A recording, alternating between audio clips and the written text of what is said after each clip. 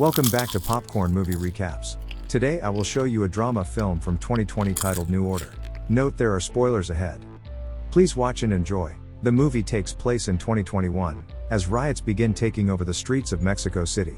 When things get violent and the mess is taken advantage of to establish a military dictatorship, hospitals are suddenly flooded with wounded people and the elderly are kicked off their beds to give space to the new arrivals. Meanwhile, in the fancy part of the city, two wealthy families are celebrating the wedding of their heirs, Marianne and Alan. Marianne's mother, Rebecca, is extremely worried because a judge friend will be attending the party, so everything must be perfect. Whenever the happy couple gets some money as a gift, Rebecca puts it away in the safe. She also keeps obsessing over the water because sometimes it comes out green, a consequence of the paint being used in the riots. However, her husband Ivan tells her she needs to relax. Most people, including Marianne's brother Daniel, arrived early, but many of the guests are having trouble reaching the house because of all the blocked roads. One couple even got green paint thrown at their car and their clothes. During the party, Marianne is approached by maid Marta to ask her if she could spare a minute for former employee Rolando. It turns out his wife Elisa, who also used to work for this family, is very ill and needs surgery as soon as possible. Rolando had everything ready at the public hospital, but the protesters took over, and now he has to take her to a private practice for which he needs the money. Rebecca is hesitant to help, using the wedding party as an excuse to guilt trip him. But Rolando swears he would not be here if it was not an emergency. So Rebecca has no choice but to try to help the man that worked for her for years. While some guests decide to leave early because they are afraid more roads will be closed, Rebecca asks Daniel and Ivan for some money, specifically mentioning loan numbers, and after adding a bit of her own, she brings it to Rolando. It is not even a quarter of what he needs, but she claims it is all they had on hand before going back to the party. Rolando stays by the door, wondering what to do when he suddenly sees Marianne and calls her over, congratulating her on the wedding before explaining his situation. Marianne has always been fond of Rolando and his wife, so she does not hesitate to go back inside to ask for that extra money. Daniel tells her to ask Ivan, but Marianne knows how he gets when it comes to money and thinks it is a bad idea, causing Daniel to take matters in his own hands. He goes outside and gives Rolando all the money he has left in his pockets, which isn't much, and tells him to leave or he will call security. Marianne still refuses to give up and asks Rolando to wait before going to the family safe, only to discover she could not open it and access her own money.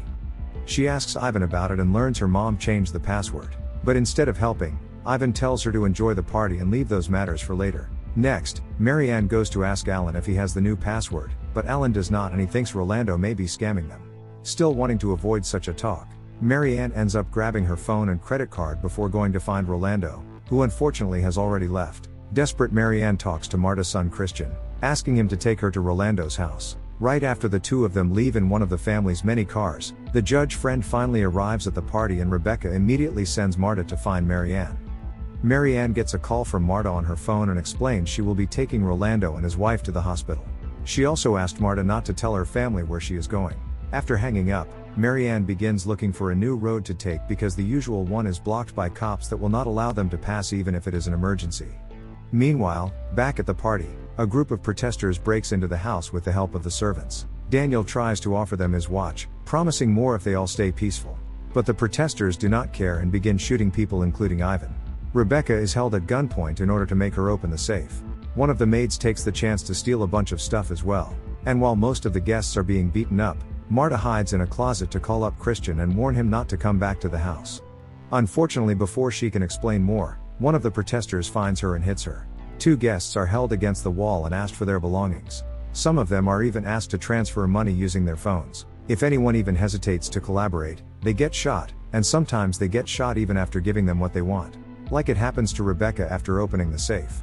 A pregnant woman is shot as well with not even a second thought for the baby, and the entire house gets destroyed. Marianne and Christian are having trouble as well, because they have accidentally taken a messy road where the car is hit with green paint and shaken by the protesters.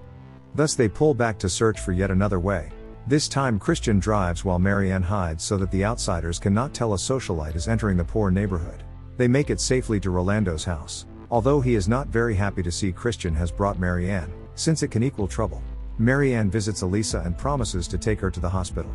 But hours pass and things on the streets just get worse. Thus Christian allows Marianne to stay at his apartment, which is right above Rolando's. It is late at night when the Secretary of Defense finally manages to take control of most parts of the cities, and Marta finally gets to escape her employer's home, doing her best to walk through the riots unnoticed.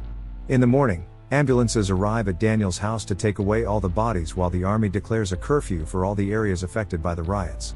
Marianne wakes up and wants to go home, but it may be dangerous, so Christian goes outside first to check the state of things. The streets are empty except for a group of soldiers that immediately get Christian on his knees to interrogate him. When Christian confesses he wants to help his boss, the soldiers enter his home and make him stay there while taking Marianne away, promising to guide her home safely. Marianne is put inside a truck and asked for her jewelry and phone, which is not working anyway because the lines are all down. As they pass through the city, destruction and bodies can be seen everywhere. Martha finally makes it to Christian after walking for hours, but Marianne is not doing as well. The soldiers lied and are not taking her home. They are taking her to their base, where they keep tons of hostages that they will use to get ransom money later.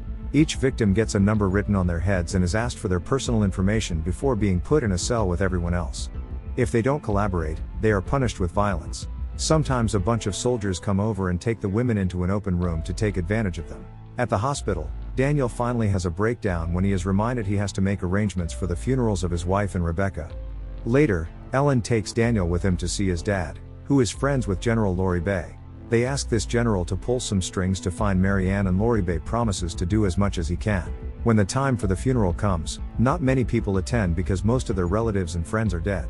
Almost a month later, while Rolando is doing his best to keep Elisa alive, it was announced on the streets that citizens will be allowed to leave their houses for hours per day. This should be a good chance to try to get in contact with the hospital. So Rolando leaves his wife with Marta and goes outside.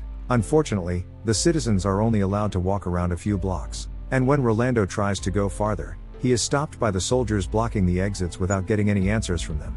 Daniel and his family have the money to quickly fix the house and bring Ivan over from the hospital.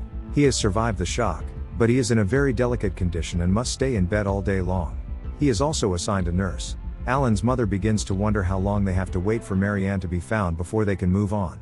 And to make matters worse, with her lack of sympathy, she sometimes orders the nurse around as if she was a maid. At the base, the soldiers are finally putting their plan into action by recording videos of the hostages asking their relatives to pay for their rescue. These videos are later sent to the victims' families. One night, Elisa's health hits its lowest, so Rolando decides to risk going outside to find a doctor. Unfortunately, he ends up being shot by the soldiers because he does not stop walking when asked and ends up dying the same night as his wife. Sometime later, Christian and Marta go to church to say goodbye to both of them.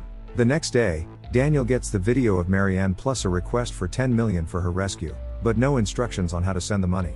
At the base, the hostages are all being washed together with cold water from a hose while the soldiers begin arguing over who gets which amount of money depending on how much they have helped their cause. Two particular soldiers are not happy with the small amount their boss assigns them, so when nobody is watching, they move Marianne to another cell before visiting Christian and Marta with a message. If they want to save Marianne, they must bring 800,000 pesos. Obviously they do not have that kind of money, but work permits are finally being given to employees, meaning Christian and Marta should be able to return to their old jobs and steal from Daniel's family. Christian uses the 2 free hours a day to try and find out where to get these permits while at the base. The hostage videos get worse and now they include torture. Marianne's family gets another one of those recordings and takes it to Lori Bay, who once again makes vague promises. Sometime later, Christian and Marta finally get their permit and begin working again.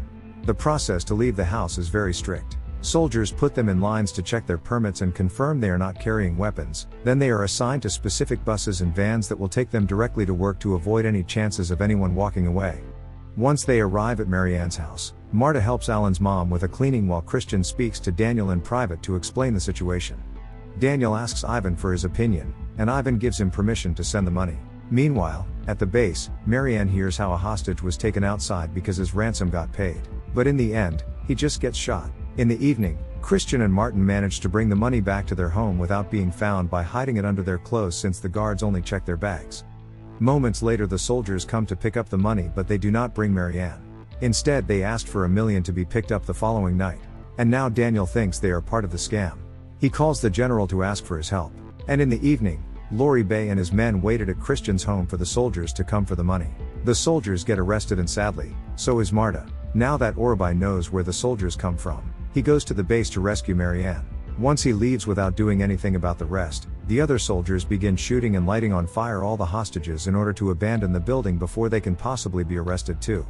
Instead of being taken home though, Marianne is taken to Christian's place and both of them get shot on the spot. When Lori Bay calls Daniel over to identify the body, He pretends Christian killed Marianne before taking his own life. Some time later, all the citizens considered traitors, including Marta, are killed in a public ceremony while Lori Bay and Ellen's father watched comfortably from their seats.